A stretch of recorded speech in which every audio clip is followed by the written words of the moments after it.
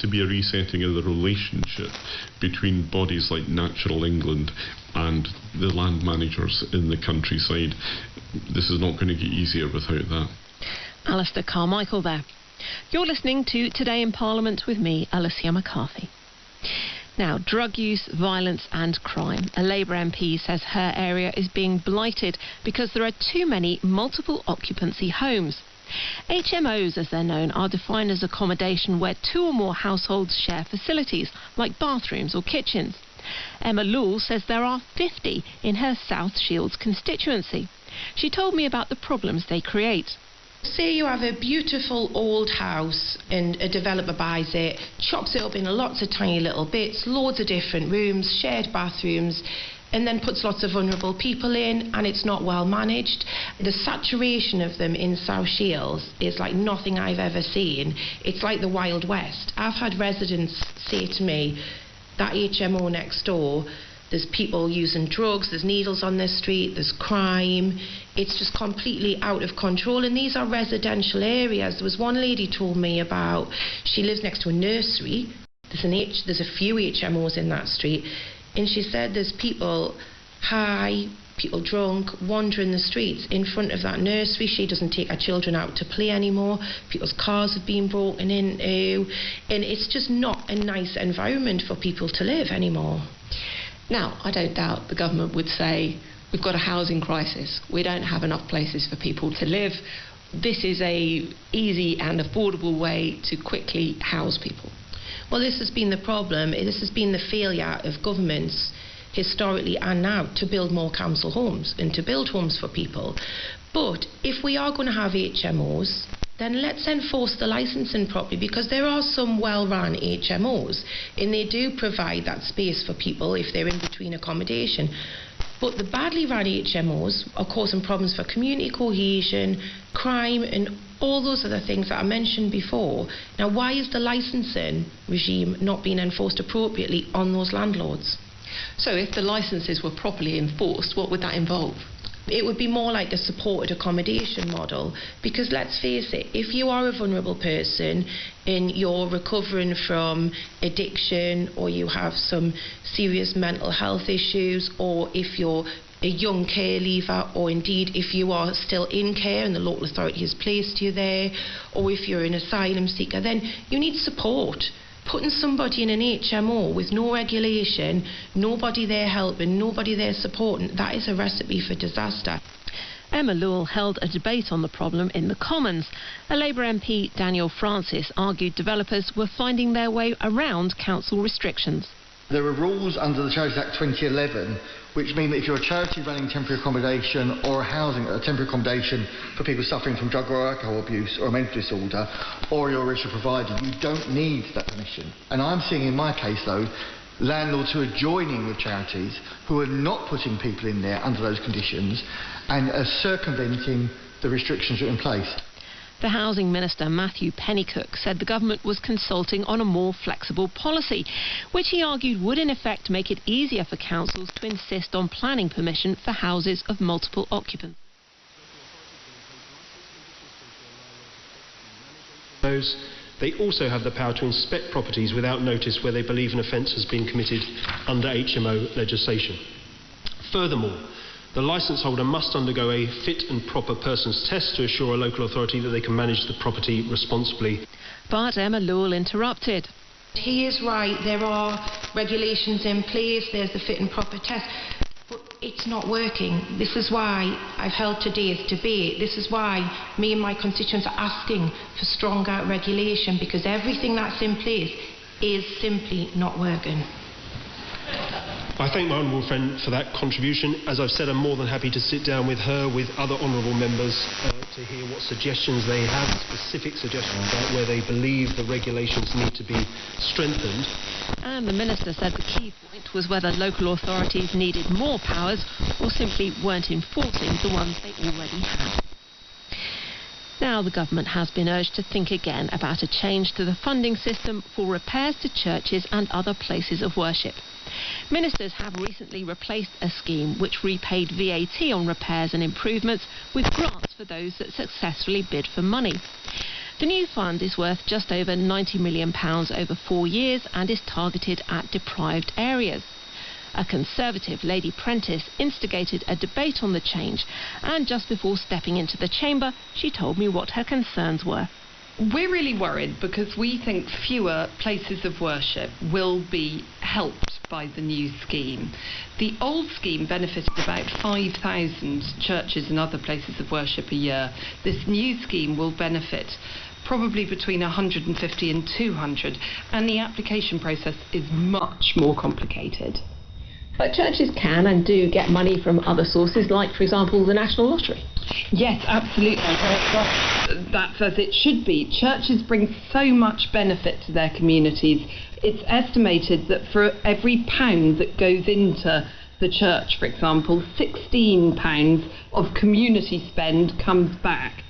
We have seen over recent decades, though, churches close, be put into different use, congregations merge as numbers fall. Isn't that a sort of natural process? Of course, we have to keep checking in on what we need, but it is important to recognise that these buildings are integral to our communities. They are a very visible and very important part of our history and our heritage in this country, and it's, I think, very, very critical that we support them. The government, though, would say times are extremely tough, money is very, very tight. How do you argue that this is something that should get more money from central government? I would view it more as a not taxing people who are fundraising for their community asset. These are groups of people who are trying to keep the roofs on churches, for example. They should not have to pay the equivalent of VAT in order to do that. They should be helped and thanked for their hard work. Lady Prentice. In that debate, the Bishop of Leicester, Martin Snow, said the new fund would benefit churches in areas of deprivation that couldn't raise money for repairs and so hadn't been helped by the previous VAT rebate scheme. But he too had reservations, including a concern that far fewer churches would get help and that rural churches could miss out. Recent funding pressures highlight a widening gap between the cost of maintaining historic places of worship and the resources available to support them. Many congregations are now small, and the burden of upkeep increasingly falls on communities with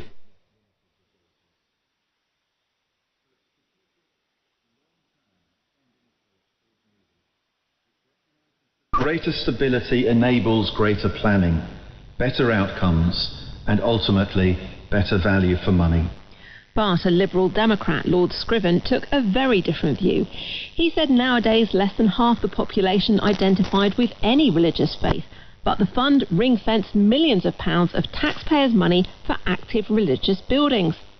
He argued the Church of England had billions in investment income, which he reckoned could be restructured to look after church properties.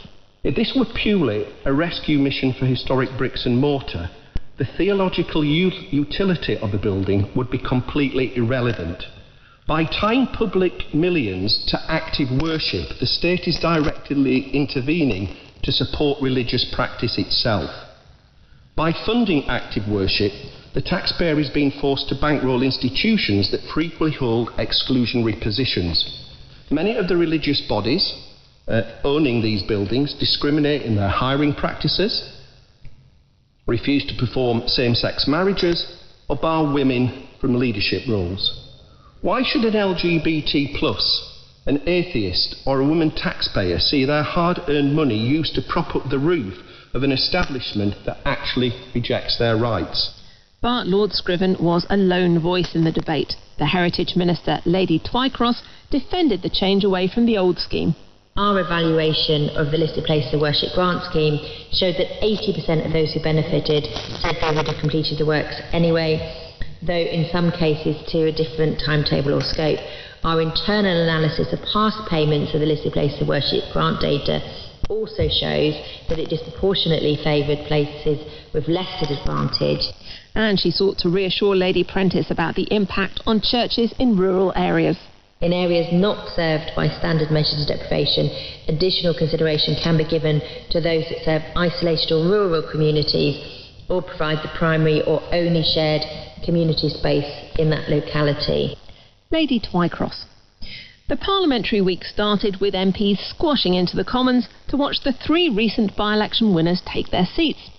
As well as the SNP's Lara Bird and the Conservatives' Douglas Lumsden, all eyes were on the return of Labour's Andy Burnham. I swear by Almighty God that I will be faithful and bear true allegiance to His Majesty King Charles, his heirs and successors, according to law. So help me God. It's not the first time Andy Burnham has been an MP. He stood down from the Commons in 2017 after nearly 16 years in the job. But what's it like to rejoin the Commons after being away? Melanie On is the Labour MP for Great Grimsby and Cleethorpes. She was re-elected in 2024, having lost her seat in 2019. So, how did she feel when she returned to the chamber, walked up to the dispatch box and took the oath for a second time? It is quite bizarre because when you lose, you can't even imagine. I know Andy stood down, he didn't lose an election, but you don't imagine that you'll be going back there again. So it is quite momentous. And I remember standing in the queue thinking, first time round, I didn't know really what was going on. And second time round, still not entirely sure I know what's going on. But with lots of people around me who were brand new to it, who all assumed that I could remember exactly what had happened 10 years previously. And when you're actually doing it, does it feel just as special as the first time? Yeah, it does. And I think because it goes by in such a blur, the fact that you get a chance to do it again, at least you can absorb it a bit better. But I thought probably Andy got a bit distracted because, of course, somebody shouted at him, didn't they? So his moment of signing and the importance of it maybe diluted a little bit. Now, you had a bit of a gap, about, 5 years in between your 2 sessions. When you returned, did it feel like absolutely nothing had changed, or did some of it feel different? Definitely some of it felt different. I was surprised that I had forgotten my way around some parts of the palace, so routes to and from different places had gone. It's very different coming in with such a big group of new people. I mean, it must have been 3/4 of the Commons that was brand new across all sides.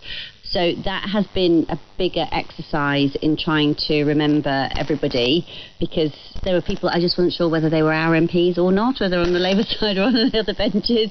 And so it's taken me a long time to kind of get used to that.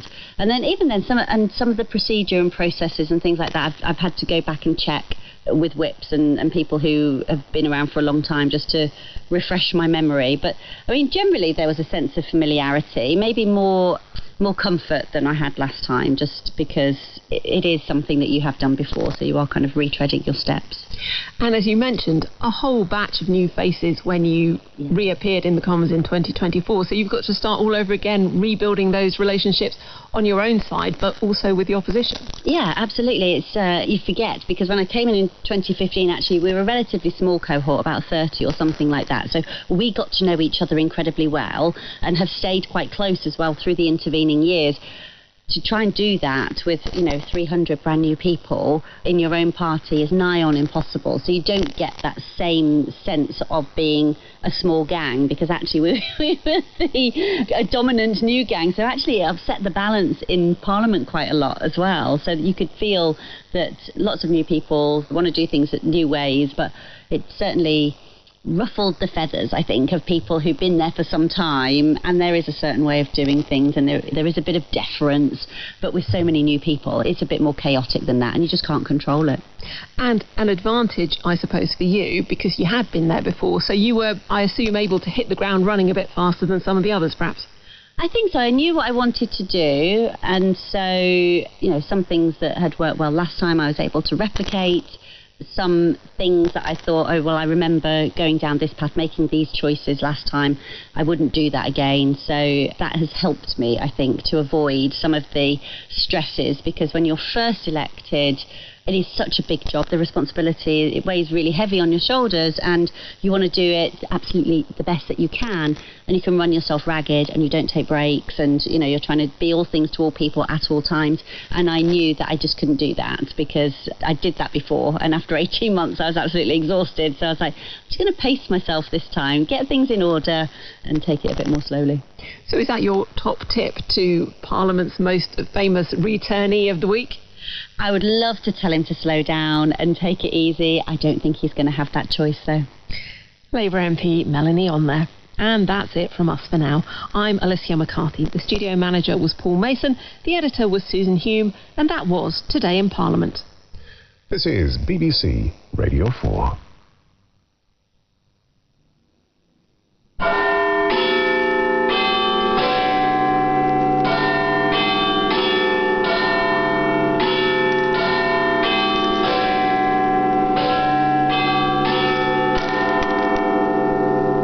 BBC News at midnight. This is Chris Aldridge. US forces have tonight hit targets near the Strait of Hormuz, saying the strikes were a response to an Iranian attack on a commercial ship in the strategically important waterway. Search and rescue efforts are ramping up in Venezuela, where 2 powerful earthquakes are confirmed to have killed more than 900 people. More than 50,000 others are feared missing.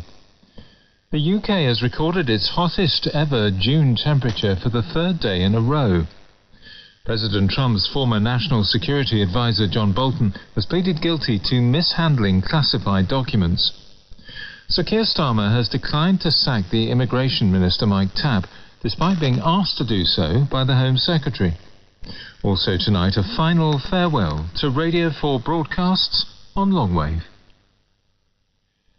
The US says it struck Iranian targets near the Strait of Hormuz tonight in response to an attack by Tehran on a commercial ship on Thursday. US Central Command says it targeted Iranian missile and drone storage locations and coastal radar sites. The US Vice President J.D. Vance says violence will be met with violence. Iran's Revolutionary Guard has said its forces will respond more extensively if there's any repeated aggression. Our correspondent Hull Griffith reports from Washington. It's just over a week since the United States and Iran both signed the Memorandum of Understanding, pledging to end conflict on all fronts and open the Strait of Hormuz. However, this latest escalation shows the ceasefire is fragile and being tested on both sides. The United States says its aircraft struck Iranian storage facilities and a coastal radar site in response to a drone hitting a commercial cargo ship travelling along the Omani coast in the strait. While the damage was limited and the ship was able to continue its journey, US Central Command described it as an unwarranted act of aggression by Iranian forces and said its military remained present to ensure the agreement was obeyed. In a post on social media, the US Vice President J.D. Vance said Iran could pick up the phone if it had a disagreement on how the memorandum was being applied. Iran state media is reporting that the Revolutionary Guard repelled the American attack on Sirik Island. Earlier in Washington, Israel and Lebanon signed a framework agreement which had been brokered by the United States after 5 rounds of negotiations. The US Secretary of State Marco Rubio said it would begin to put in place a basis for peace. Lebanon's president said it was a first step to restoring sovereignty. But it comes as limited fighting has continued between Israeli forces and the Iran-backed armed group Hezbollah in southern Lebanon. More from our Global Affairs correspondent Sebastian Usher. The full details of the agreement have not been announced, though there are reports that it again involves Israeli forces pulling out of some areas of southern Lebanon. Diplomatically, the fact that some kind of an agreement has been signed is a step forward, but the situation on the ground in Lebanon has shown little sign of shifting, despite several ceasefires. Both the Israeli military and Hezbollah are still carrying out attacks on each other, though with reduced intensity for now. Iran has linked the war in Lebanon to its ceasefire deal with the US, prompting President Trump to put pressure on the Israeli Prime Minister Benjamin Netanyahu to rein in the Israeli offensive. But Mr. Netanyahu has already restated his position, which is shared by his political opponents, that the IDF won't withdraw until Hezbollah disarms. The Lebanese government has been increasingly angry at what it sees as Tehran's interference in its affairs through its proxy, but its influence beyond the talks in Washington remains limited. There are fears that the number of people killed in the two powerful earthquakes in Venezuela on Wednesday will rise significantly as a desperate search for survivors continues. More than 900 people are now confirmed to have died, but many more are still missing, with the United Nations humanitarian chief putting that figure at more than 50,000. One of the worst hit areas is the northern port city of La Guaira, where satellite images show many high-rise buildings have been flattened. Carolina Lopez is one of those searching for missing relatives. The only thing I can say is that I have my heart in my hands and I don't know what to do. That's the only thing I can say. I ask God for everything. There, where you see that destruction, nothing. I don't know where He is. There have been some moments of relief, such as this rescue of a woman pulled alive from the rubble earlier today.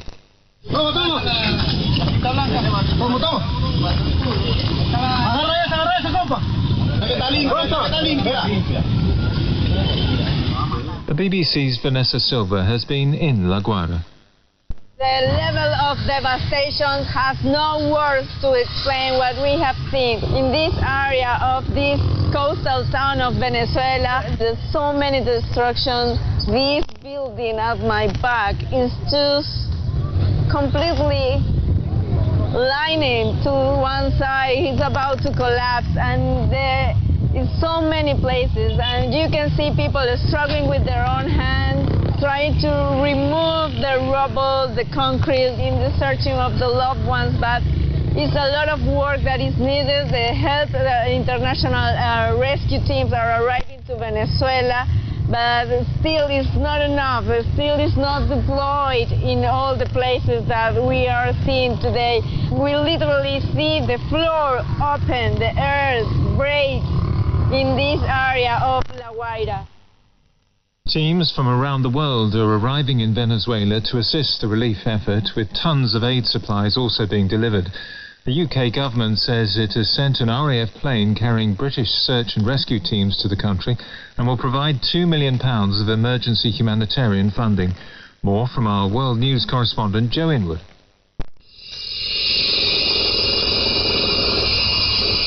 Working by torchlight, rescue teams in Caracas use angle grinders and their bare hands to search through the wreckage of collapsed buildings. Every now and again they fall silent to see if they can hear anyone knocking or crying for help. Then a shout goes up. There has been an aftershock and they move to safety. This was how much of the first 36 hours of the rescue operation was carried out. Local people working by hand.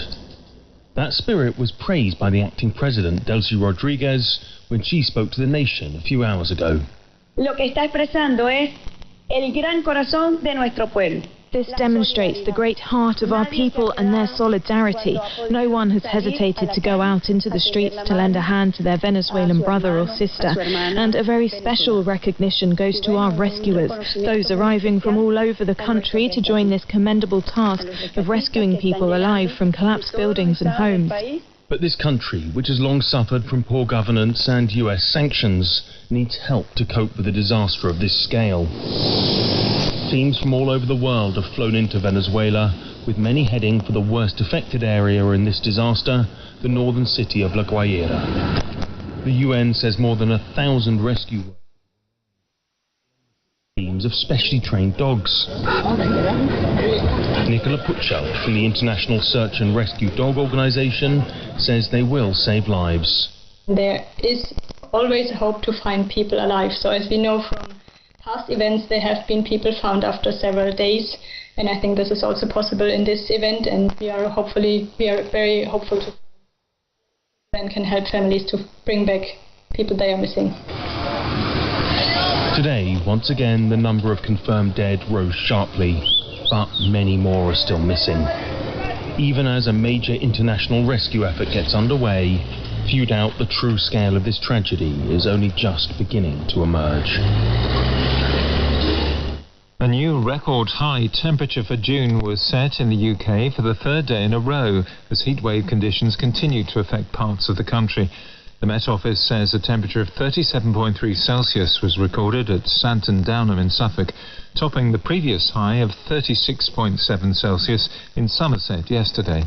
Health leaders have warned that the unprecedented heat is having an impact on NHS services, as our health reporter Catherine Burns explains. When you think about NHS staff going above and beyond in a heatwave, it's not just doctors and nurses. At St Mary's Hospital in London, the estates team have been taking turns doing shifts on the roof, day and night, hosing down the rooftop chillers with cold water just to keep the air conditioning on inside. Essentially, keeping it continually doused with water is the only way that we can keep it cool enough in order to be able to keep it running. That's Ian Bateman, the Chief Operating Officer at Imperial College Healthcare.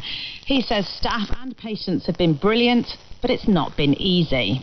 Inside the hospital, it's warm. We're doing our very best. We've got additional chiller units in and fans everywhere that we could possibly put them, but unfortunately it's still uncomfortable. We're keeping our temperatures under constant review and wherever possible moving staff and patients around to try and keep them as comfortable as possible. But I think it's probably fair to say it's pushed our buildings and it's pushed our staff to some really challenging limits at times. Parts of this hospital date back to the 1800s, not built with climate change or air conditioning in mind.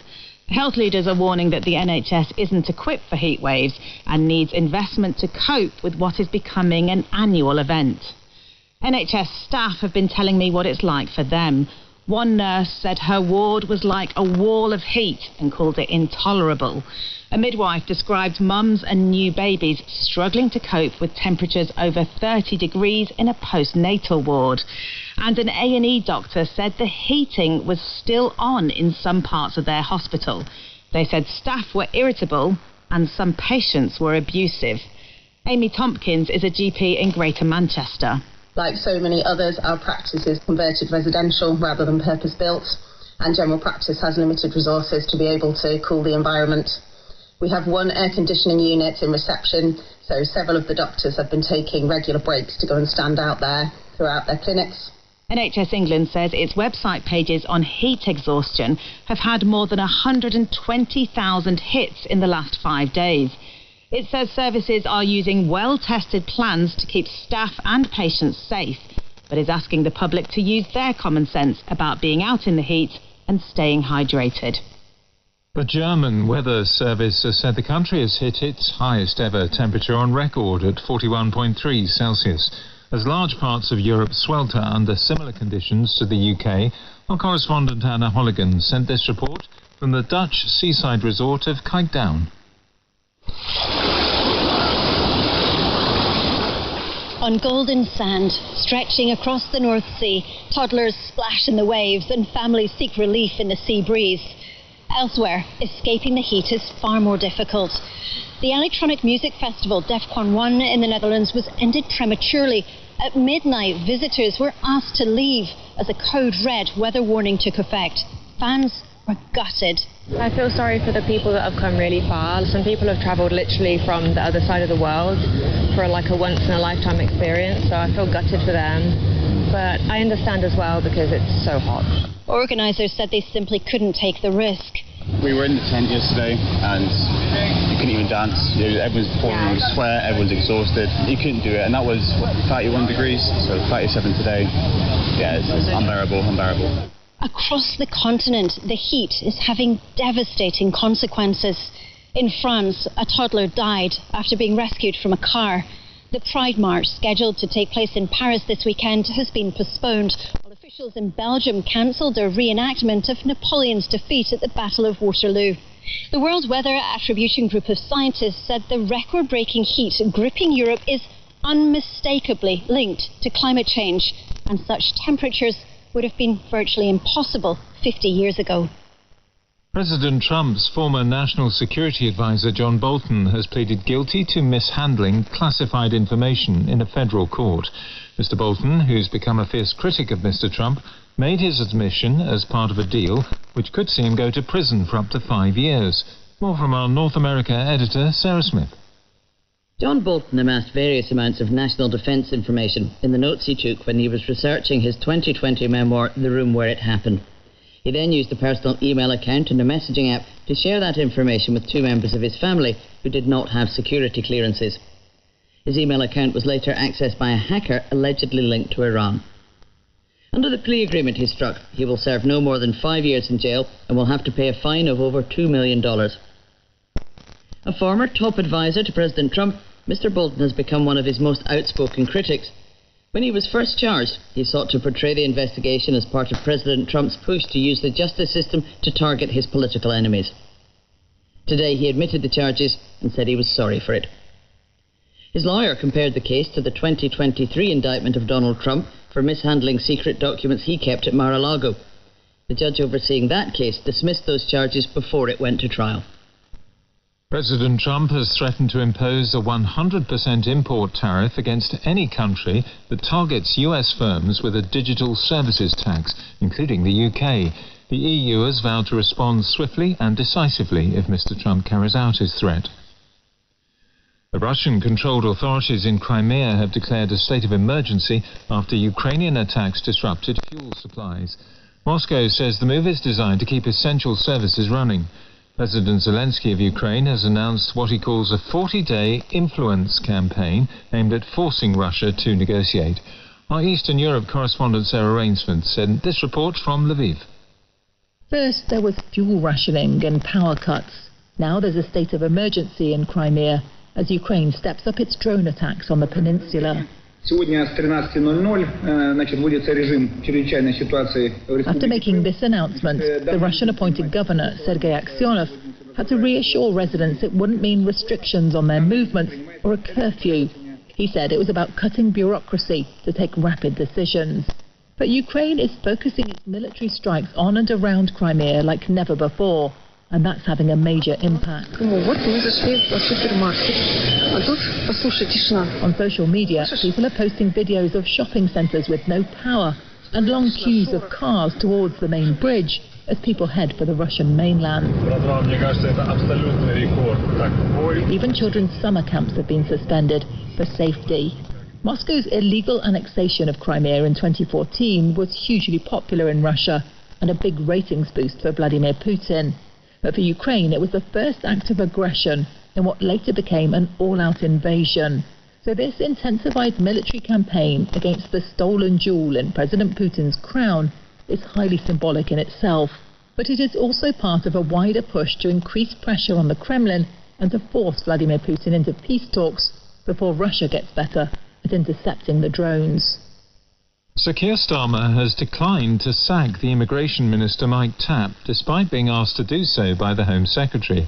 Shabana Mahmood argues Mr Tapp has broken collective responsibility and breached the ministerial code by writing a newspaper article without consulting her first. Our political correspondent Damien Grammaticus is following developments. Sir Keir Starmer's intervention is a sharp rebuff to his Home Secretary.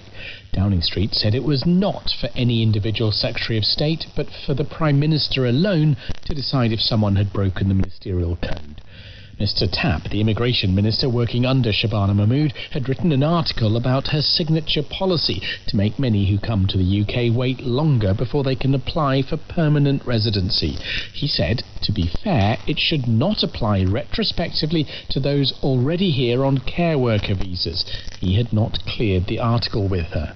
The spat highlights the fractured relationships in Sir Keir's government. Mr Tapp has been a staunch defender of the Prime Minister. Miss Mahmood, who's been effectively rebuked, was one of the Cabinet Ministers who recently told Sir Keir he should step down. The Green Party has been forced to return a donation which was made by its leader, Zach Polanski, after it was deemed to be impermissible. Mr Polanski gave just over £1,500 to the London branch of his party last September, but wasn't on the electoral register at the time. His party put that down to personal security concerns. Here's our political correspondent, Harry Farley. Zach Polanski gave his party £1,539 shortly after he took over in September last year. But at the time, Mr. Polanski was not on the electoral register, meaning legally the donation was impermissible. The explanation from his party that he wasn't registered because of security concerns comes as Mr. Polanski is understood to be in discussion with the Home Office and police about his protection. Because the donation was unlawful, it should have been returned within 30 days. But it wasn't returned until the 10th of June this year. The party spokesperson said this donation was made to the London Green Party. When the issue was brought to the National Party's attention, the donation was returned. The Electoral Commission said it was considering the matter and so could not comment, but that it had not launched an investigation. The court has lifted reporting restrictions that prevented the media from identifying 13 men who were charged alongside a husband who is accused of conspiring with others to drug and sexually abuse his wife. The husband and 12 of the 13 other suspects are due to go on trial in Manchester later this year. Our North of England reporter Rowan Bridge listened to proceedings at Manchester Minchell Street Crown Court. The husband in the case is in his 60s and from the Stockport area of Greater Manchester. He can't be named to protect the identity of his wife. Of the 48 offences he was charged with, he's admitted 15, including rape, but will stand trial on other allegations. They include conspiring with other people to drug and rape his wife. This morning the judge lifted an order allowing us to report more detail of the case. 12 of the 13 co-defendants have pleaded not guilty. They're Philip Wilde, Sean Pears, Jonathan Kirk and Robert Stewart, all from Stockport. Jordan Wallace and Alan Keelan, who are both from Manchester. Mohammed Sabir of no fixed abode. Graham Brewham from Northwich in Cheshire. Richard Townsend from Rochdale, Carl Lindsay from Taunton, Daniel Rayner from Whitstable in Kent and David Graves from Ilkeston in Derbyshire. Between them they face a range of charges including rape and conspiracy to rape. A 13th co-defendant has pleaded guilty to 4 charges. Keith Fotheringham, who's from Dundee, has admitted, among other offences, conspiring to rape and conspiring to drug the woman at the centre of the case. Those who've pleaded not guilty to offences will go on trial in Manchester in September. Downing Street has said it is very concerning that a US fighter pilot stationed in the UK avoided trial under English law for strangling a woman in Cambridge.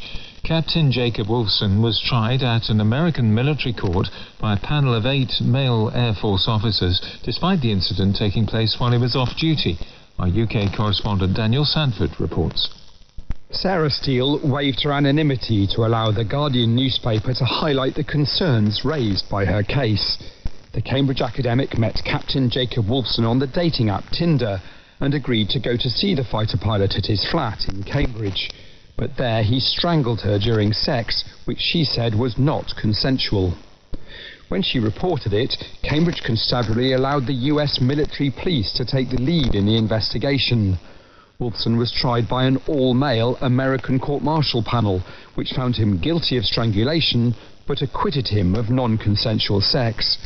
Sarah Steele told the Today programme that the panel then took into account Wolfson's military record when passing sentence. They were raising, in his mitigation, how many people he'd killed, supposedly to get him a lower sentence for committing a serious violent crime against me. Under an agreement made in 1951, members of US armed forces based in the UK will be prosecuted by the Americans for offences committed on duty or against other US personnel. Other offences can be prosecuted in the UK courts, but police forces are still required to give sympathetic consideration to requests by the US military to prosecute their own staff. The Prime Minister's official spokesman said it was very concerning that this case never reached the Crown Prosecution Service for a decision on whether it should be prosecuted under English law.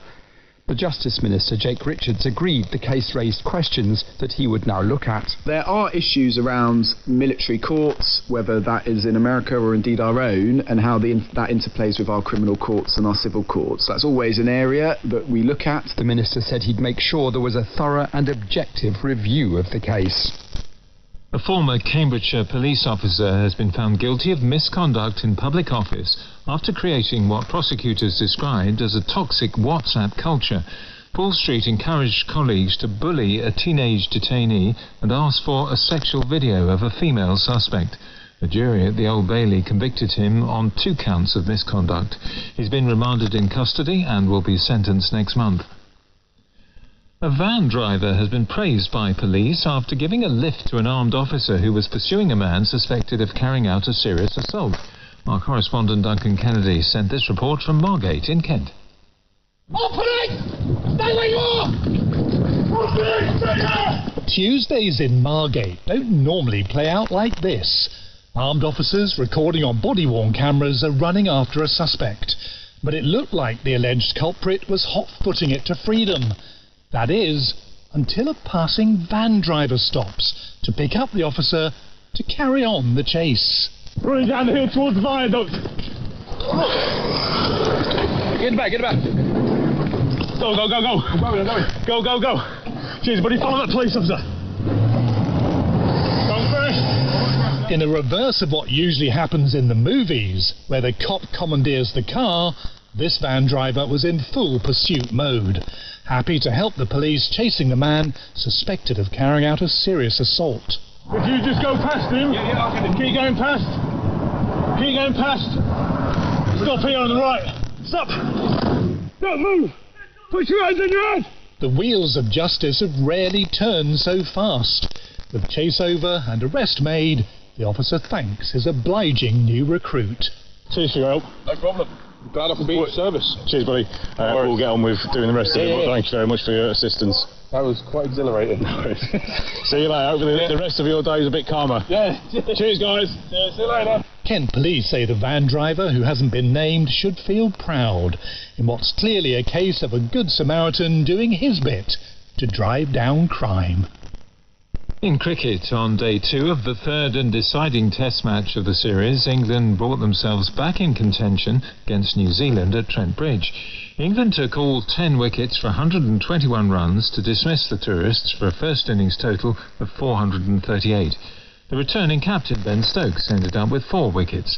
In reply, England's opening batsman Ben Duckett hit an 88-ball century to leave his side 223 for 2 at the close, trailing the tourists by 215 runs with 8 wickets in hand. Radio 4 broadcasts on longwave will end in just over half an hour's time. The BBC began broadcasting on the frequency from its original transmitters in Daventry in Northamptonshire in 1925, before switching to a new transmitting station in Worcestershire. Our media correspondent David Sillitoe reports. Ready for number 3. All ready. Right, let her go. 1934 and the beginning of an engineering marvel. Stand by to run up the high-tension machine. The powerful long-wave transmitter masts at Droitwich, 213 metres high, along with 2 sister stations in Burghead and Westerglen in Scotland, ensured the BBC was a truly national service. This is the national programme from London, radiated by the new long-wave transmitter at Droitwich.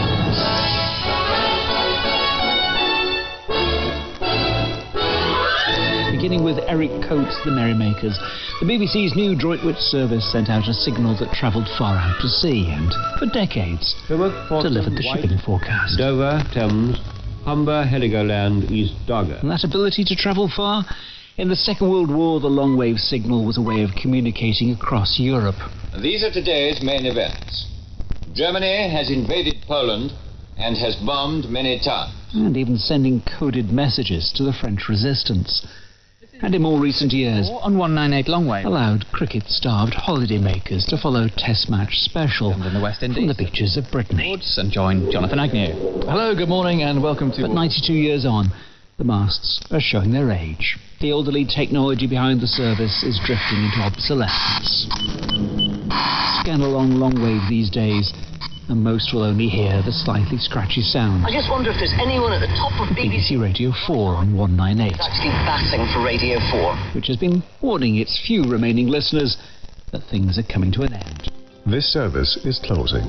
BBC transmissions on this frequency will end on 15 years after the announcement that investment in the service had come to an end, Arqiva, who operate the transmitters, are shutting it down next week. Which means that tonight, Radio 4 will be saying goodbye to longwave. Now for a look at the morning papers, and the Daily Telegraph reports that the former Cabinet Secretary Lord Case has called for Andy Burnham to be honest with the public and, if he becomes Prime Minister, call an early general election. Speaking to the paper, Lord Case adds that Mr Burnham is walking a very difficult tightrope because he had promised change but had no mandate to deliver it. According to the Times, Andy Burnham is expected to say the South is paying the price for economic failure in the North when he delivers a major speech on the economy next week. In what the paper calls Mr Burnham's first big policy speech since Sir Keir Starmer's resignation, he's due to set out a strategy which would see Whitehall budgets slashed and money diverted to regional mayors. The Sun says that Prince Harry is to take his children to see his mother's grave for the first time during their trip to the UK next month. The visit is reportedly due to take place days after what would have been Princess Diana's 65th birthday. The headlines again. US forces have tonight hit targets near the Strait of Hormuz, saying the strikes were a response to an Iranian attack on a commercial ship in the strategically important waterway. Search and rescue efforts are ramping up in Venezuela, where 2 powerful earthquakes are confirmed to have killed more than 900 people. More than 50,000 others are feared missing. The UK has recorded its hottest ever June temperature for the 3rd day in a row. President Trump's former National Security Advisor John Bolton has pleaded guilty to mishandling classified documents. Sir Keir Starmer has declined to sack the Immigration Minister Mike Tabb, despite being asked to do so by the Home Secretary. BBC News. With Chris Aldridge. And now with a look at that all-important weather forecast. Good morning, Ben Rich. Hello there. For the 3rd consecutive day, Friday saw the UK provisionally breaking its UK June temperature record with a high of 37.3 Celsius at Santon Downham in Suffolk.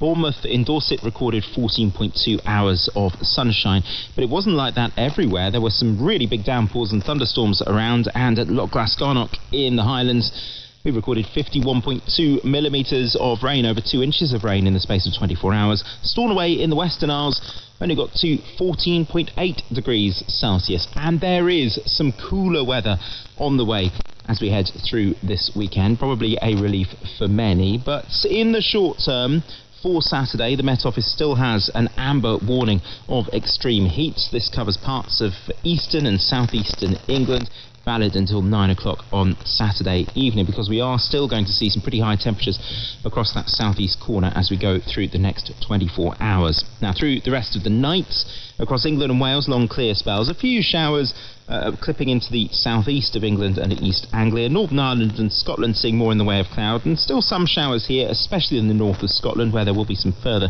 thundery downpours. Overnight temperatures staying up around 20 or 21 degrees in the southeast corner, but a little cooler and fresher further north and west. And then into Saturday, across England and Wales, a lot of dry weather, some sunny spells, areas of cloud for some western coast where it will also be quite breezy. And then late in the afternoon, we may see some showers and thunderstorms just moving up from the English Channel into the southeast of England. Northern Ireland and Scotland will see more in the way of cloud.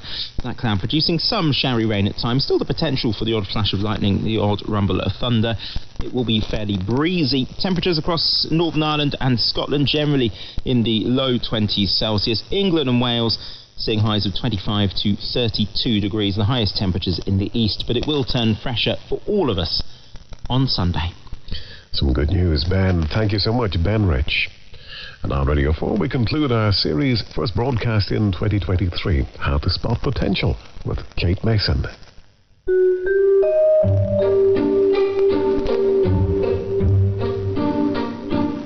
I'm just going to test my own potential now. I've found this website which has sample tests that might be used to assess the way I think. It's called a Cognitive Assessment Predictive Index. It sounds a bit like it's ranking my potential.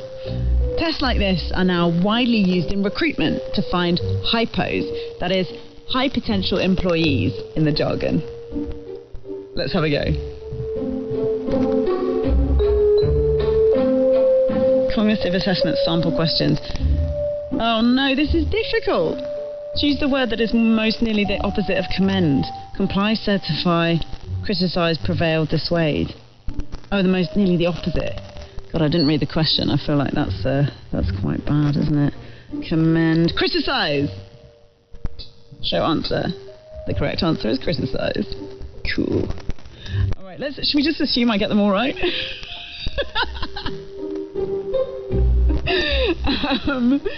Oh my goodness. This is like a verbal and pictorial reasoning thing, isn't it? It's like one of those things you did at school. Two figures above share a common feature. One of the figures below does not share the same feature. Which figure below does not share this common feature? Oh no. Oh, it's A. I can handle that. 20. Correct answer is 20. They've done some stuff about maths again. Question 7 of 7, thank God. Which of the figures below the line will replace the question mark following the sequence of figures shown? It's been a long day, potential spotters.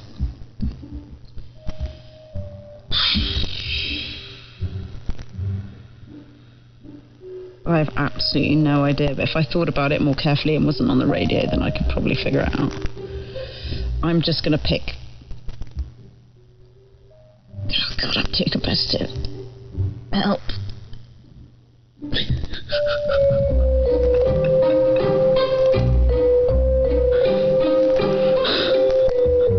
It doesn't say whether I'm good or not. But basically there's a chart at the end that says if you do well on the answers, I think you're like a strong fit for the organisation, whatever the organisation would be.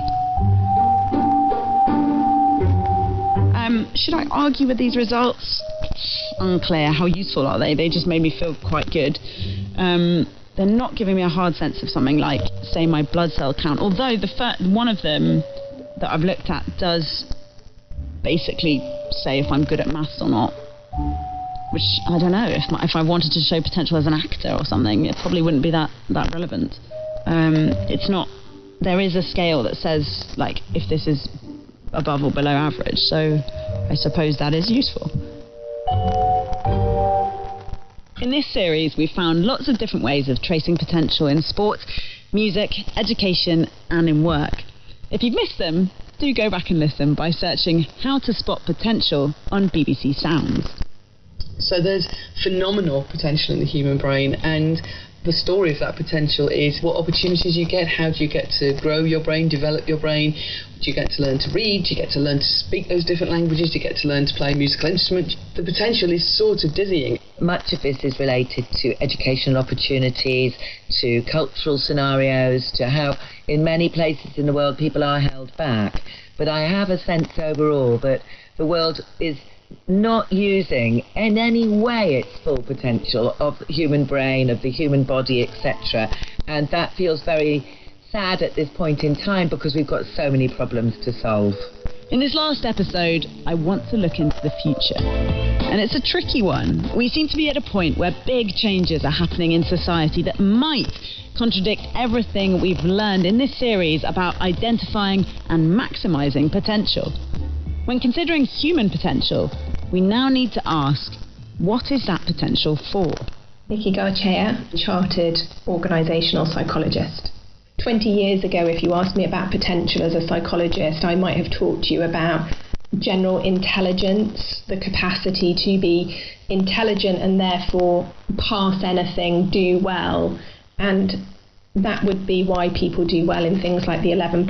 It's a score of general intelligence. Well, now with things like ChatGPT, it can do so much of those types of things, numerical testing, verbal reasoning testing.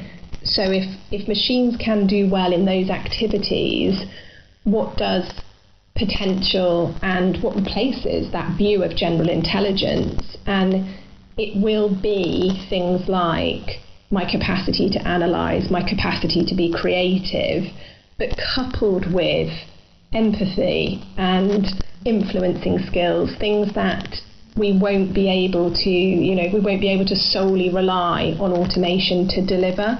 Nikki is thinking about what the growth of technology means in the workplace and how it moves the goalposts. This year, the World Economic Forum released data in relation to the business skills that we need to have alongside automation. and they were highlighting that at least 34% of all of the organisations they'd surveyed had an element of automation in roles, and in the next 5 years it will go up to 42%. And if we've got 42% of many roles globally in the workplace having an element of automation, then potential will start to evolve. It's really the question of, if the machine can release some potential in so many ways, what can the human do? And what that machine realised human potential of the future might be, and how we get there, is also being considered much more widely, far beyond the world of work, across subjects as diverse as medical science, computer gaming, and space exploration. I'm Ghislaine Boddington. I'm a reader in digital immersion at the School of Design at the University of Greenwich, and I also run the creative collective Body Data Space. At the moment, I'm looking at the augmentation of the body, potentially to support us through life, a kind of scenario where we'd have an ally or a companion or a co-worker working with us. Ghislaine's investigations are part of global research, taking in both the practicalities and ethics of technological advances and thinking about how our potential could be augmented or realised in all manner of our lives through the creation of digital twins, computer-generated versions of ourselves. The modelling of a digital human, a digital me, that would be there to work with me, to support me in different ways. So are we thinking like a kind of like a demon in Northern Lights, you know, where you've got a little animal companion who can talk to you about your emotions and various other things? Or are we talking about like a sort of digital slave that we can get to do things like the washing up? What sort of thing are we thinking about here? The demon example is very good, actually, because we are talking here about something that would be with you all the time. And my concept is based on having a real-time virtual body interface that's with me from birth, grows up with me and learns about the world alongside me, advises and supports across many aspects of life. Could be mental health, could be supporting your work, fitness, etc. And actually collaborates with me on my work, on my social life. So it could be an avatar, it could be robotic or holographic, or all three. There are already many examples of this in different sectors. Digital human twin modelling for the medical sector is well advanced, and in the space sector too. But also we know it more on a day-to-day level. We know it in the fitness sector and obviously in the gaming sector. So I have a Whoop, you know, one of those things that tells you how you slept and how your heart rate is doing. So I'm imagining some sort of extremely developed version of that that's somehow also maybe listening to my thoughts and following along with what I'm doing day to day. Is that in any way realistic? And how creepy is it? Well, the listening to your thoughts thing, Kate, is a really great one, because I'm often in the shower going, oh, I should do that, or it'd be great to do that, or I should put that in that document. And of course you're in the shower, so you can't do anything at all. So for me, definitely the ideas and the to-do list that come up in my head when I'm otherwise occupied and not able to be tapping into my phone would be wonderful if they were translated into those scenarios. However, that one's probably quite a way off. At the moment, it is about the aggregation of data that we do, in the main, already can collect, either through our own apps, like you're saying about sleep apps or fitness apps, or through more advanced apps that are being used by the medical sector and other sectors. I think there's also a sense of understanding now with the AI explosion that's happening into much more mass society of how helpful it would be and how it might make life a little bit less boring if there was an AI working with us to say, this email is urgent, forget this lot. Help with searching for things on your computer, help with these very basic level tasks that we all spend hours doing, hours and hours, being pretty much robots on our computers, which actually can be done now by AI. I could basically delegate stuff to it. Exactly that, and hopefully through that giving us more space and time to have much more original thinking time and solution creating time, which is where I think our brains are not being used to their full potential. Sounds a bit Brave New World. But should we worry? Would those machines like us outstrip our potential? Well, science has some reassurance. My name's Sophie Scott, and I'm a Professor of Cognitive Neuroscience at University College London. What I think of when I think of potential is human brains. And the reason why I think about human brains is they're kind of like a machine for potential. You've got 86 billion brain cells. They're what you're born with. You're born with almost all the brain cells you're ever going to have. You don't learn and change by growing new bits of your brain. You learn and change by remodelling the connections between those existing brain cells. And this is giving you a sort of a computer of extraordinary power. All computers have got a limit to how much memory they have. There's no known limit to human memory. There's no known limitation on the number of languages a human can learn to speak. The limitation is time. Human brains are unbelievably full of potential. It's also the case that there is substantial evidence for individual differences along lots of different parameters. Thinking about the language example, there's quite good evidence now that some people are really good at hearing differences in speech sounds from other languages, and other people are really good at learning to produce them, and they're not necessarily the same people. They're two different ways in which people vary. But that's only going to be found out if you have that opportunity. It's a case of both, I think, embracing and giving the potential to everybody to find out what their brains can do. And there might be something really particular, very special about your brain. Well, I hope you get the opportunity to find out about it. Throughout this series, we've considered potential largely in young people, from spotting teenage sports stars or musicians to entering university and getting on the career ladder. But satisfyingly, Sophie says it's not all about them. You are going to be better at learning a new language when you're a child, partly because you don't have to go out to work for a living and things like that, but also there does seem to be a sort of critical period for really getting good at speaking a new language, for example, at that age. But actually, although there's some individual variation, most people will be able to pick up a new language with time and with desire to do so throughout their whole lives. Your brain is plastic, it's flexible. So there we have it. Human potential is boundless, not constrained by age, and, despite current concerns, unlikely to be killed off by technology. The search for potential is intertwined with what makes our lives interesting. It makes us curious and leads us to the question, what next? And while it might be an individual trait, it's also something that relies on others. Those who give us a chance, see something in us, spot our potential.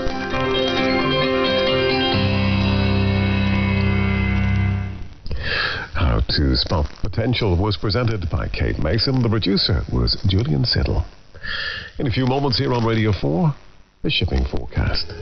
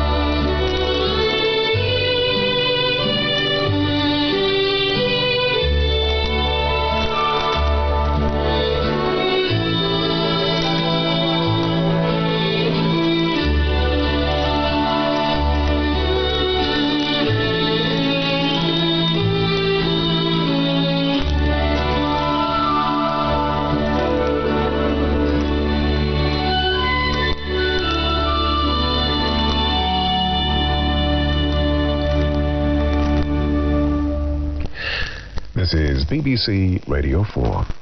Now, the shipping forecast issued by the Met Office on behalf of the Maritime and Coast Guard Agency at 0015 on Saturday, the 27th of June, 2026. The general synopsis at 1800. Low Malin, 1008. Expected Bailey, 993 by 1800 Saturday. New High, expected German Bight, 1016 by same time. The area forecast for the next 24 hours. Viking, north at Sierra, south at Sierra. Variable 2 to 4, becoming southerly 4 or 5, occasionally 6 later. Showers and fog patches, moderate or good, occasionally very poor. 40s, Cromarty 4th.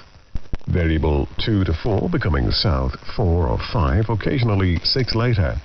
Showers, thundery at first with fog patches, moderate or good, occasionally very poor at first. Tyne, Dogger. Variable 2 to 4, becoming south 4 or 5 later. Showers, thundery in Dogger, good, occasionally poor. Fisher. Variable 2 to 4, showers, thundery later with fog patches, moderate or good, occasionally very poor later. German Bight, Humber, Thames, Dover, White, Portland. Variable 2 to 4, thundery showers, moderate or good, occasionally poor. Plymouth, south veering southwest 3 to 5, showers, good, occasionally moderate. Biscay, variable 2 to 4, becoming west 3 to 5 later, thundery showers, good, occasionally moderate. Trafalgar, west 2 to 4, veering northwest 3 to 5, showers, good. Fitzroy, Seoul, south southwest, veering west later 4 to 6, occasional rain, good, occasionally moderate. Lundy, Fastnet, south southwest 4 to 6, showers, rain later, good, occasionally moderate. Irish Sea, southerly 4 to 6, occasionally 7 and west. Showers, rain later, moderate or good, occasionally poor. Shannon, south 4 or 5, veering southwest 5 or 6, rain or showers, good, occasionally poor. Rockall, cyclonic 4 to 6, becoming southwest 5 to 7 later, rain at times, moderate or good, occasionally poor. Malin, Hebrides, cyclonic becoming south 4 to 6, rain or showers, thundery at first, moderate or good, occasionally poor. Bailey, southeast becoming cyclonic 4 to 6, occasional rain, good, occasionally poor. Fair Isle, east veering south 4 to 6, rain or showers, thundery at first with fog patches, moderate or good, occasionally very poor at first. Faroes, east southeast 4 to 6, rain at times, moderate or good, occasionally poor.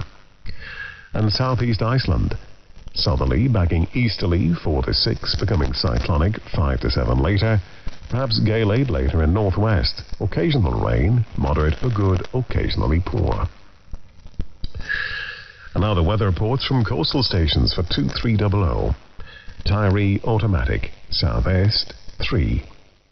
Stornoway, northeast 3, recent rain 4 miles 1010, falling. Lerwick, northeast 3, 24 miles 1015, falling slowly. Wick automatic, east-southeast 3, recent fog 3 miles 1014, falling more slowly. Aberdeen, northeast by east 1, slight rain 600 meters 1013, falling slowly. Lucas, east-northeast 3, 4 miles 1013, now rising. Boomer, northeast by north 2, fog 200 meters 1013, rising more slowly. Bridlington, west-northwest 2, 1013, rising more slowly. Sandetti light vessel automatic, southwest 6, 2 miles 1016. Greenwich light vessel automatic, south-southwest 3, 2 miles 1018. St. Catherine's Point automatic, west-northwest 1, 1018, rising slowly. Jersey, Northeast 2, 16 miles, 1018, now falling. Channel light vessel automatic. South by west 2, 1019. Scilly automatic. South 4, mist. 4 miles, 1016, now falling. Milford Haven. South by west 3, 8 miles, 1016, steady. Aberporth. South by west 4, 27 miles, 1016, rising slowly. Valley. South-southwest 5, 9 miles, 1015, rising slowly. Liverpool Crosby. West 3, 14 miles, 1015, rising more slowly. Valentia. South by east 3, 22 miles, 1010, now falling. Ronaldsway. South 5, mist. 5 miles, 1013, rising slowly. Malin Head. East by south 2, 7 miles, 1007, falling. And Machrihanish automatic. East-southeast 4, recent drizzle, 5 miles, 1010, rising slowly.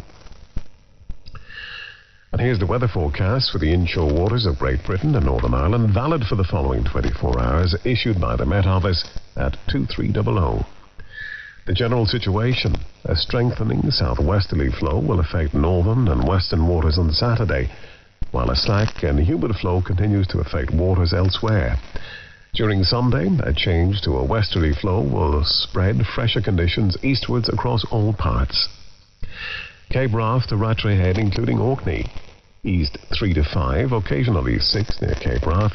Veering south, occasionally 6 near Rattray Head, then becoming variable 2 to 4 later. Rain or showers, perhaps thundery at first, with fog patches. Moderate or good, occasionally very poor at first. Rattray Head to Berwick upon Tweed. Variable 2 to 4, becoming south 4 to 6. Fog patches and drizzle at first, then showers. Moderate or poor, occasionally very poor, becoming good.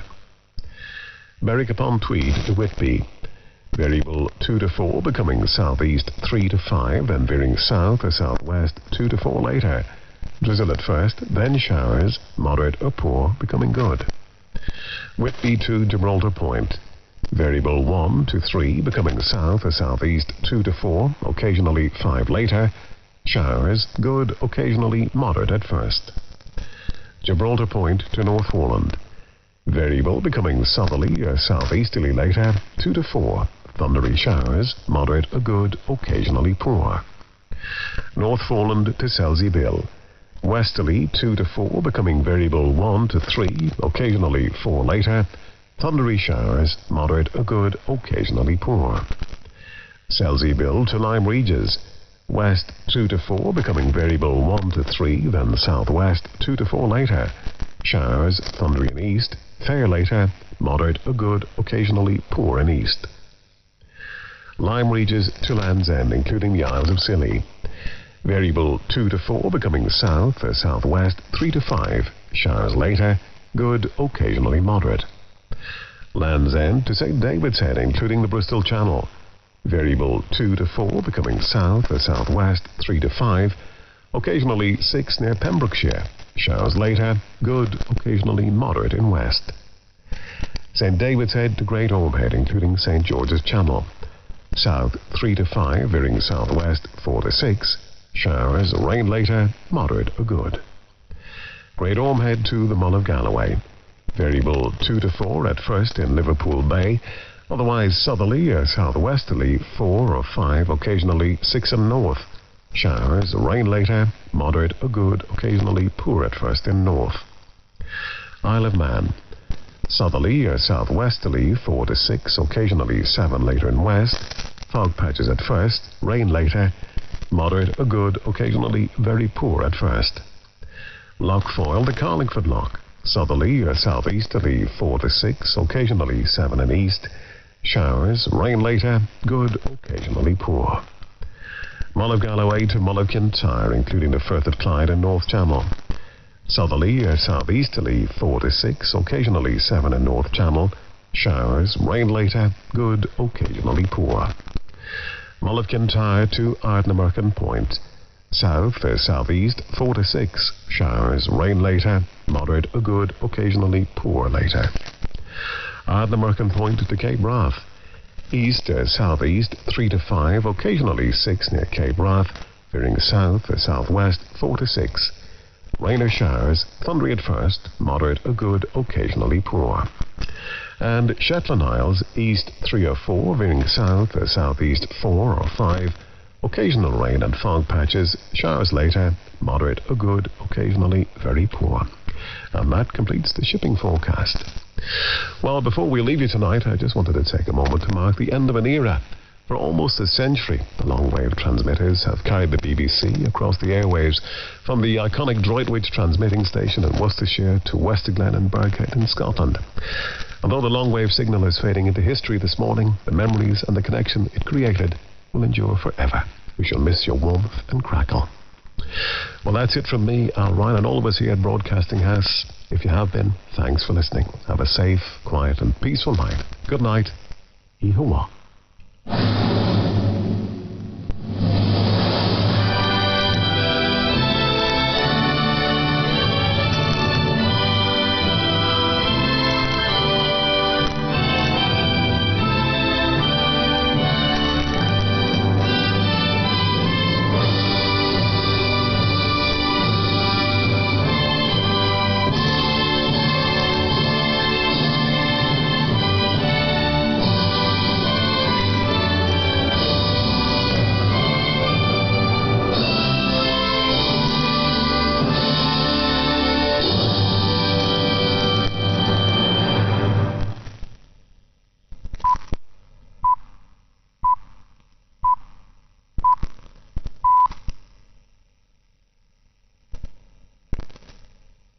You are listening to 198 kHz longwave.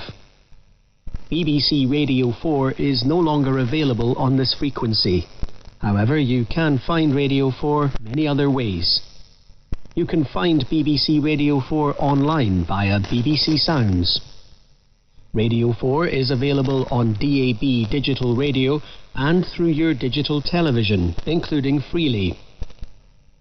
Radio 4 is also available via FM radio on 92 to 95 MHz and 103 to 105 MHz.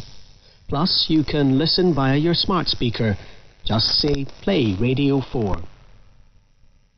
Information on how to listen can be found on the BBC website at bbc.co.uk/reception.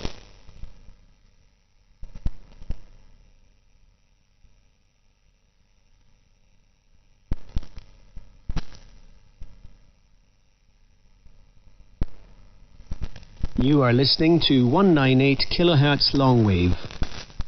BBC Radio 4 is no longer available on this frequency. However, you can find Radio 4 many other ways. You can find BBC Radio 4 online via BBC Sounds.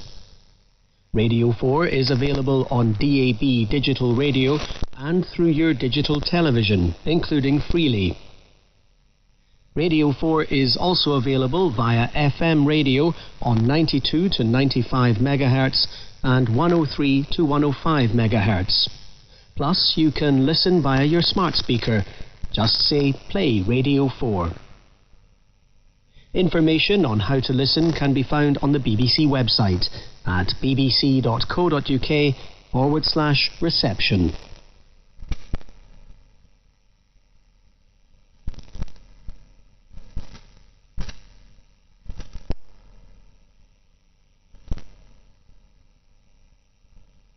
You are listening to 198 kHz longwave.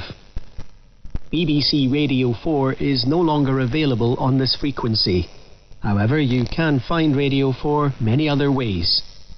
You can find BBC Radio 4 online via BBC Sounds. Radio 4 is available on DAB digital radio and through your digital television, including Freely. Radio 4 is also available via FM radio on 92 to 95 MHz and 103 to 105 MHz. Plus, you can listen via your smart speaker. Just say, play Radio 4. Information on how to listen can be found on the BBC website at bbc.co.uk/reception.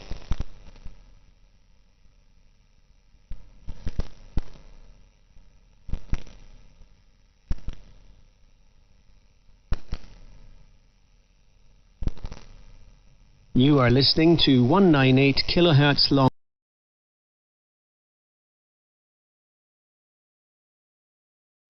Okay, so hello.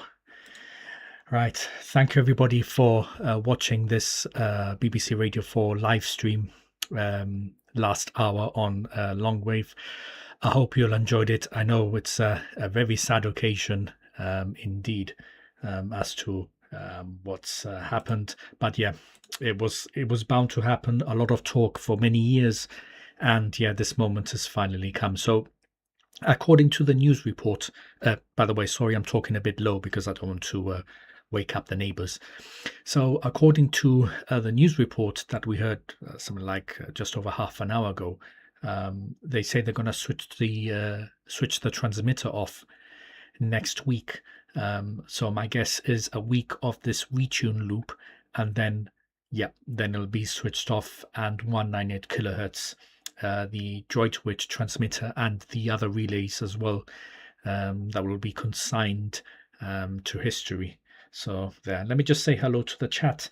Hello, James Farley, Chicopee Radio. Hello, Tasso. Hello as well to the Shortwave Archive.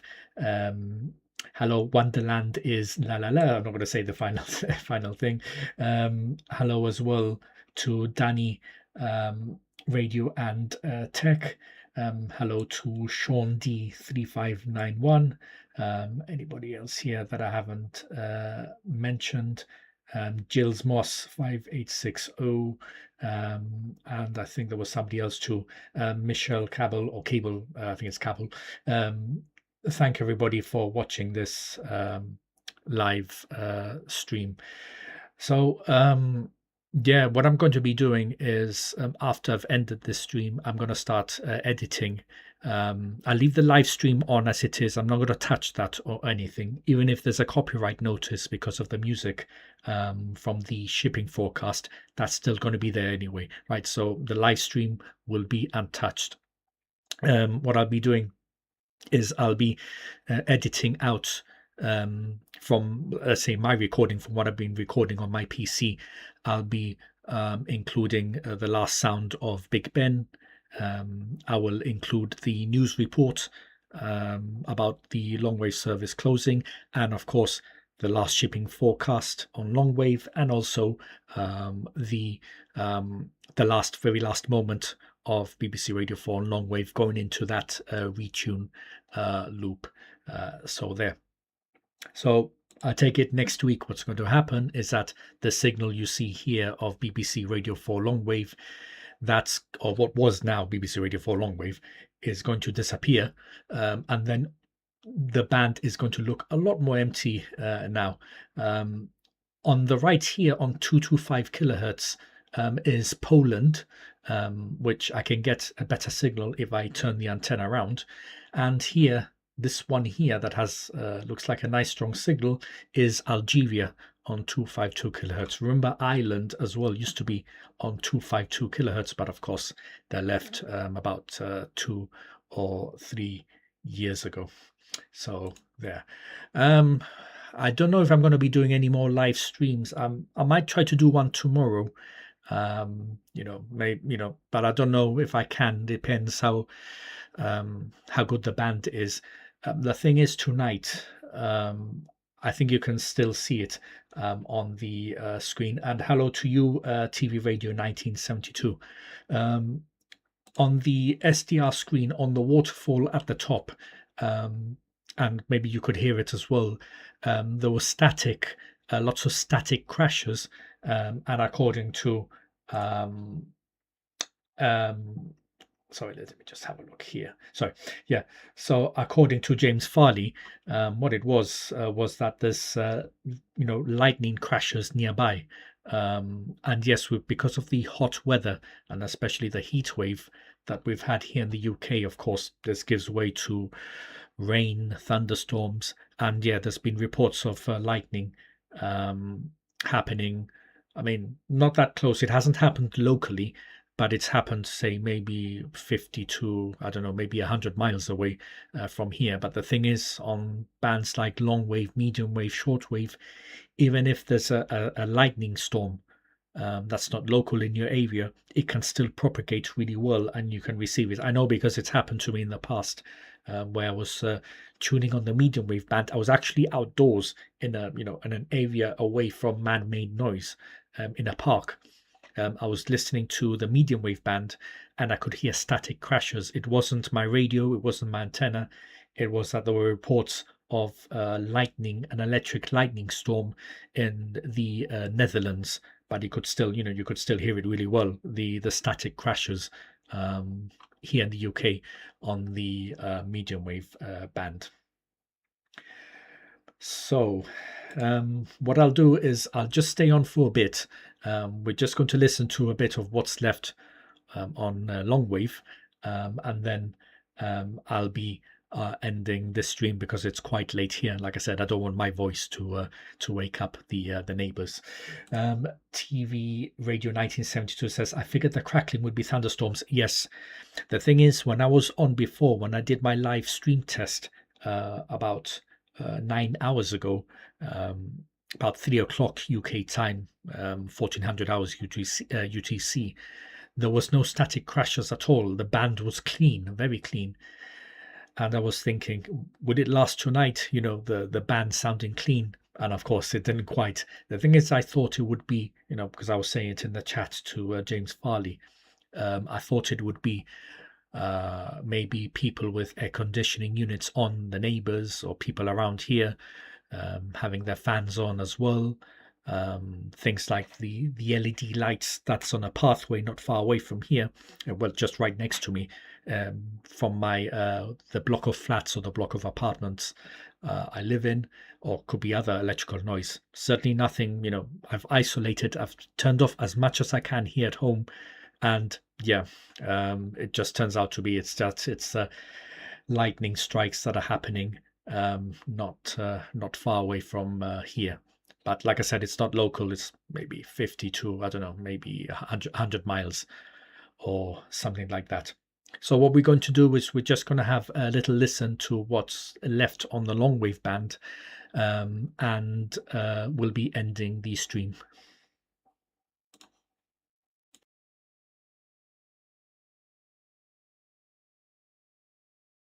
8 kHz long wave.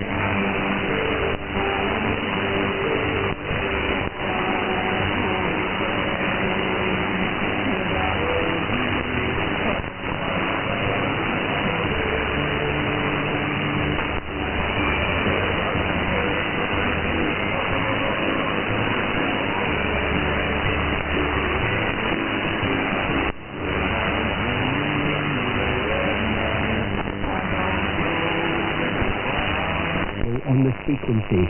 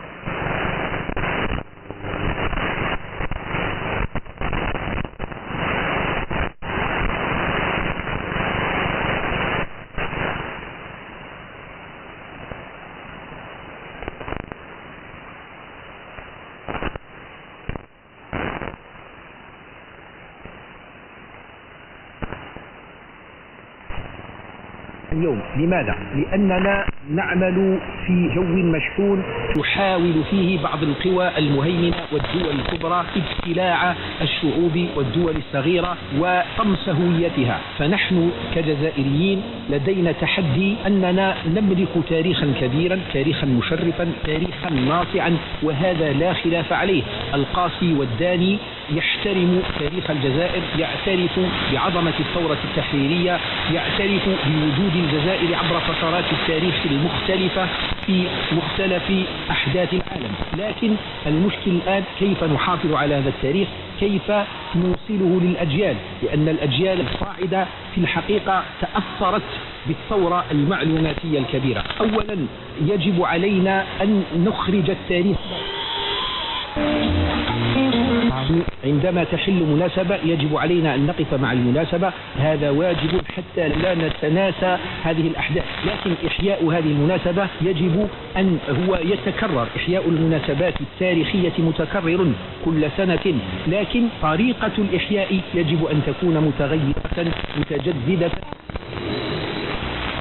Side to South America, 1-6, drawn 4, lost 5. Spain in possession. Inside the centre circle with the two centre-backs just switching passes between them. Laporte, Kabasi back. And then now it's Kabasi who tries to split the lines. Rodri, bending ball with pace out towards the right-hand side. 20-yard pass or so finds Yamal with the multicoloured ball at his feet now. The ball flies off the outside of the boot of Namal Ugarte.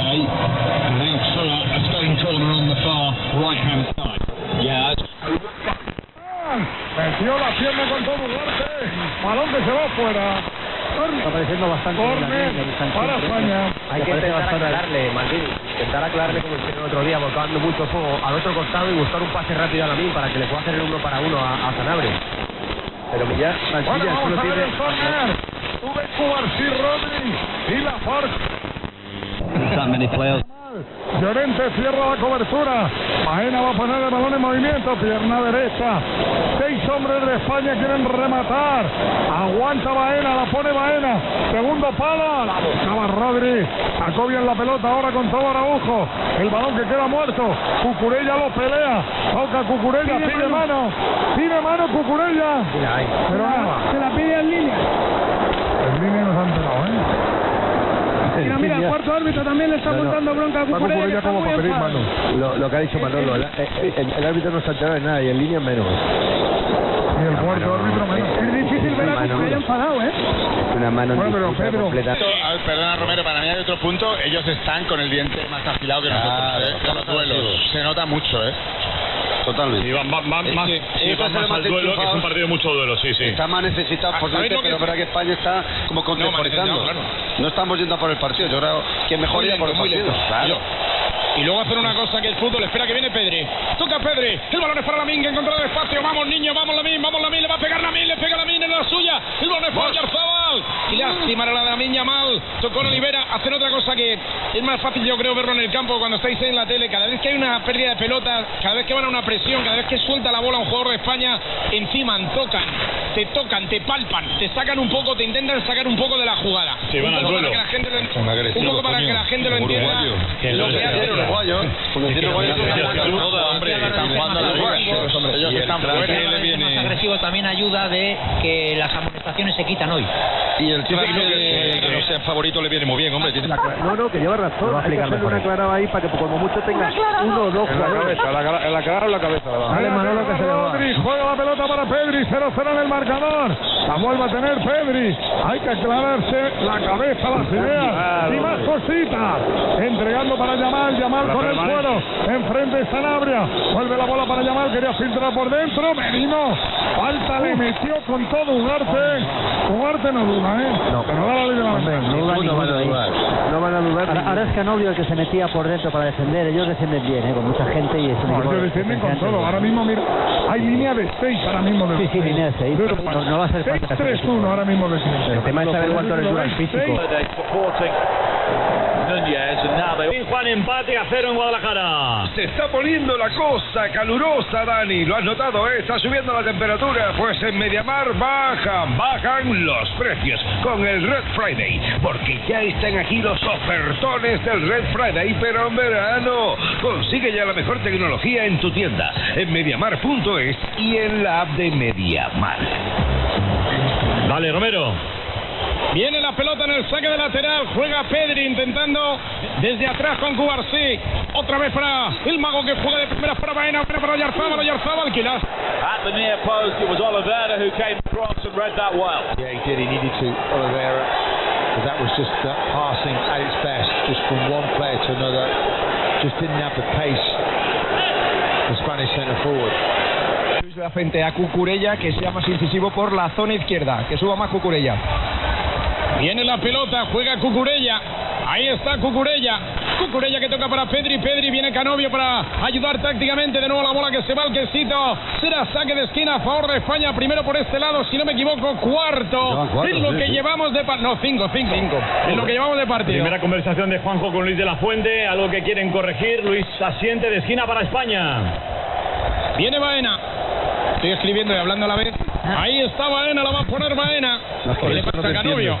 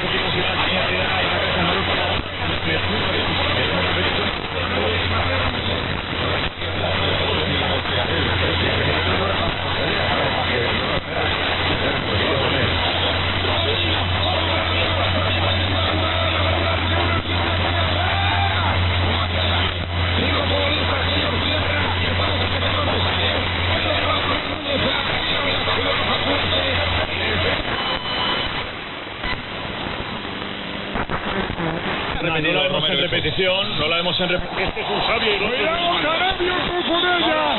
¡Anticipa! Canovio está en todas. Buena jugada de Baena Cucurella, que acabó cayendo al césped. Pero hay batalla ahí entre Canovio, que le dice a la Cucurella que has tirado. Oye, Canovio es un guerrero, por no decir otra cosa, premiado. Juega en Brasil, hay que sobrevivir. Mira, Cucurella la ha desplazado un poquito para ganar la posición. Luego se ha interpuesto en su carrera. El otro no ha frenado. Pues fútbol, Poli. Está encantado. Canovio no se arruga y Cucurella menos. No, tú sabes que yo sé, con ese fútbol es mi fútbol, yo estoy encantado y el tuyo, casi prácticamente. No ha habido ni falta ni mala intención de ninguno. Nada. A disputar a muerte. Totalmente. ¿Habrá que disputar o qué? Que sí, totalmente. Toca. Claro que no me esté Uruguay, yo lo he hecho antes. Es lo que puede hacer este partido, lo puede emparejar así, ganando duelo, y Uruguay por principio no pega una patada todavía, hombre. Y es el día que están apretando un poco más, ¿eh? Sí. Pero es que rascar no es solo pegar patadas, Pedro. No, tampoco han rascado nada. Están tocando, están yendo. Nada. nada. Se van a rascar. Estoy contando. Está bien. Tienes razón, Pedro. Vuelve la pelota para Pablo García tiene el balón. España quiere hincarle el diente. Uruguay muy metida atrás, muy cerrada, muy ordenadita, muy juntita. No quiere conceder pelotas por dentro al equipo español. Prefiere que España entre por fuera y que centre, porque ellos meten luego por la banda. Hoy Pedri quería meter la pelota por dentro, la pelea Pedri. La quiere sacar y la saca Varela. El balón que llega para Canavio, pero se lo limpia Cucurella. Lateral de la derecha. Ahí hay que robar. Ahí hay que robar. Miguelito, que se la den al de la derecha. O al de la izquierda, da igual. No, al de la derecha. Mejor, sí. Hombre, ya que estamos. Rodri con el balón, toca de primera, pelota para Merino, le vuelven a rascar.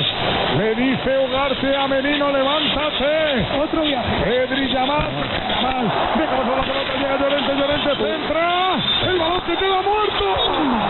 Muslera lo blocó, fue al primer palo. Con todo Yarzábal y Merino lo buscaba. Lamin dejando pasar la bola entre las piernas sin tocar el esférico, la profundidad de Marco Llorente, la pelota de... He's really good at making their runs and now just gone into the hydration break. Met by a chorus of boos, unsurprisingly. Interesting always at these moments to see how teams react, how the coaches are passionate or how relaxed they are. Lamine Yamal walks off with Pedri, two Barcelona players who will have that deep understanding of one another, just having a little conversation between the pair of them. Uruguay and their team all on the pitch as we get a lovely aerial shot of Estadio Guadalajara, the steep rising grass mounds up to the roof, the flat roof on top, kind of like a pie crust, isn't it, around a very deep pie, two tiers all the way around, separated by hospitality boxes, the last of the evening sun just going across the top tier on the kind of northeast side of the ground. So hydration break here. Imagine they're not too far away from one either in Houston. Cape Verde, Saudi Arabia, Rob Law. Yeah, no booze yet, so that will tell you that there is no hydration break just yet at Houston. They are still playing, but we have had the first...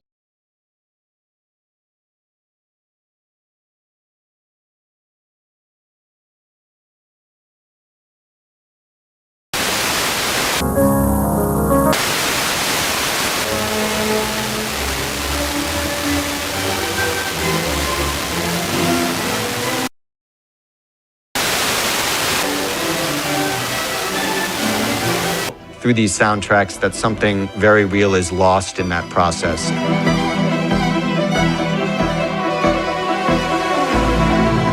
Jacob Joyce, who's a conductor with the Pittsburgh Symphony Orchestra. Now, do you remember Paul the Octopus from Germany? He hit the headlines for his near-perfect psychic abilities during the 2008 European Football Championships and the 2010 World Cup. Sadly, Paul's no longer with us, but another German appears to have taken his place. Mathematician Joachim Clement has correctly predicted the winner of every World Cup since 2014. Adrian Childs asked him about the key to his success. The purpose was actually to show that we economists are absolutely useless at predicting stuff, particularly football. And so I built an economic model that tried to predict the 2014 World Cup. And then the worst possible case happened. And I got it right, not just in 2014, but 3 times in a row. What data are you inputting? It's 3 economic variables. It's the population of a country, which gives you an idea of the size of the talent pool. Then the wealth, basically as a proxy for, is there a possibility to get enough infrastructure to develop talented young players into world-class players? Then the climate. Can you play football year-round in a country, which obviously gives you a distinct advantage compared to countries where it's too cold in winter or too hot in summer? And, of course, the FIFA World Ranking, which gives me an idea. Having said that, those 4 factors only explain about half of the variation of the outcome of every single match. The other half is luck, which gives you an idea why I think that getting the World Cup winner right 3 times in a row, I should have played the lottery. I would probably be sitting in Monte Carlo speaking to you now rather than on my desk in London. So you inputted all your data this year. And when did you do this? This was before the tournament started? Yeah, in April when the groups were cleared. I usually do that about a month before the tournament starts, and then I never change it no matter what the tournament brings. What is it? You sit at a computer, then you finally press enter, and it goes, and then up comes the name. Is that how it works? That is Uruguay have the ball on the left-hand side. Sanabria laid out to his teammate in the son of Maxiel Rujo, and he gives it away on the turn. That allows Spain to canter forward here. Play with the outside of the boot. A race is on towards this near side touchline now for Alex Bainer. He gets a cross.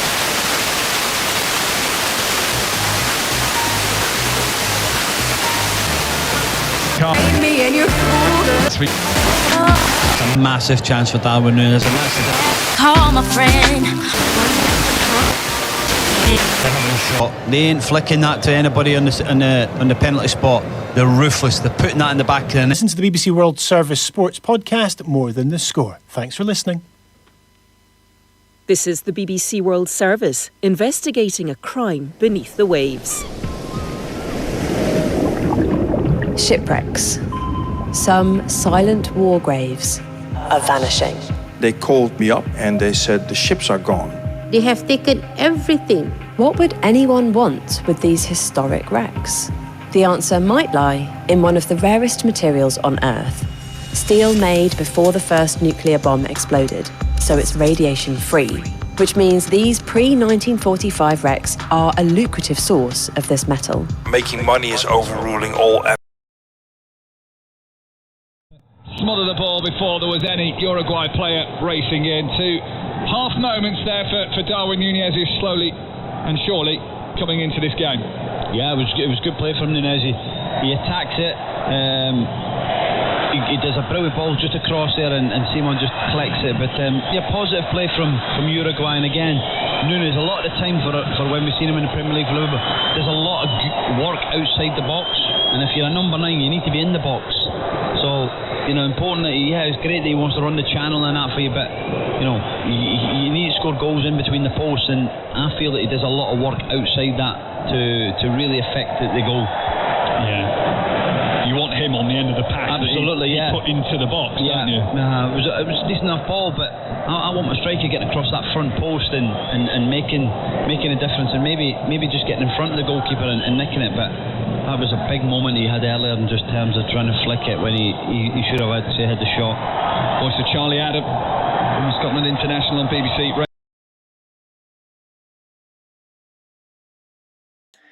Okay, right. So I'm going to start ending the stream here. Many thanks again to everybody that joined this live stream. So like I said, what I'm going to do is I'm going to edit in parts and upload separately what I think are the most important, things that happened tonight with BBC Radio 4 Longwave. Like I said, the last sound of Big Ben on the Longwave service. Also, as well, that news report of the Longwave service ending, the shipping forecast, including the music as well, even if I get a copyright notice, because, like I said, it is legendary.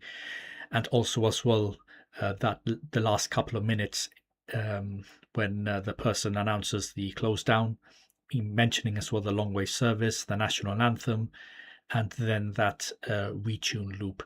I will also be trying to keep an eye out, or keep an ear out rather, of when the transmitter finally goes off, which they say is next week. They haven't said specifically which day, but I don't know. I'm not going to say it's going to be next Friday. Who knows? I think it'll probably be closed down during the day. But yeah, I'll see if I can have my SDR recording for when that the transmitter eventually switches off on 198 kHz. So then, many thanks to everyone that's been watching. Thank you, Tasso. Thank you, Todd. Thank you, James Farley. Thank you, the Shortwave Archive. Thank you, Danny Shortwave or Danny Tech Radio. And everybody else. Thank you, Chicopee Radio as well. I know you're a big supporter of my channel. Thank you to you as well. And everybody else that was on before, TV Radio 1972, Sean D.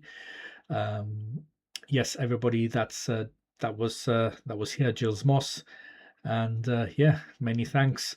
And what I'll do is I will see you next time. I don't know when I'll be doing a live stream, but let's see what happens. But anyway, take care all. Have a good evening. See you then.